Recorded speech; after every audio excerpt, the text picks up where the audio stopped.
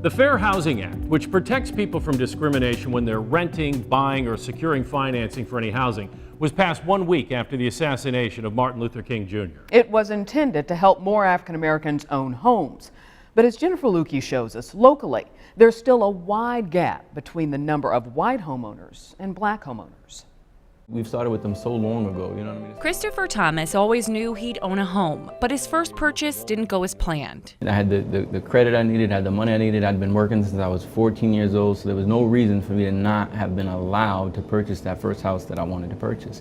But bank after bank after bank told me no. He says when his white realtor took his financial information to a bank without him, he was approved for the loan.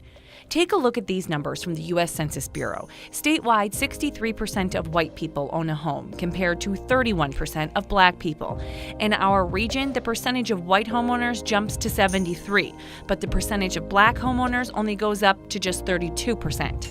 And in the city of Rochester specifically, 43% of white people own homes compared to just 28% of black people. People across the country are really concerned that African Americans make 60% of what a white person does, but in our community, it's 48%. There's also a concentration of rental properties in the city of Rochester. What you had was a lot of white flight from the city. We're probably the third most segregated city in the country, as well as the most concentrated in poverty of any other city our size. The Fair Housing Act is intended to prevent discrimination among renters and home buyers, but Chris believes many black people face it today, just as he did 20 years ago. It's subtle, it's hard to recognize, hard to point out, but if it wasn't an issue, the disparity between the rate of home ownership of African Americans and non-Hispanic white Americans wouldn't be growing or staying the same as it was even before the Fair Housing Act was put into place. 10 years ago, Chris and his wife Ty opened New to You Homes in Rochester, which specializes in first-time home sales to African American clients. So when they come up with this listing agreement,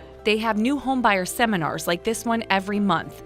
Nearly all of these women will be first-generation homebuyers. After they do it, somebody that looks like them is going to come because they don't understand that we have the opportunity to do it. It seems out of reach. These two have stood next to nearly 500 African American families at closing. the culmination of all of their hard work are those keys.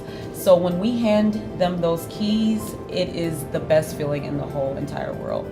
A feeling they will continue to strive for. Jennifer Lukey, News 10 NBC.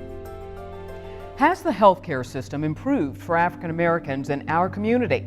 Stephanie Robusto takes a look in a web extra. You can find her full report on WHEC.com. Up next, News 10 NBC sits down with the first black mayor of Rochester, what he's seen that's changed since MLK's death and what hasn't. Stay with us.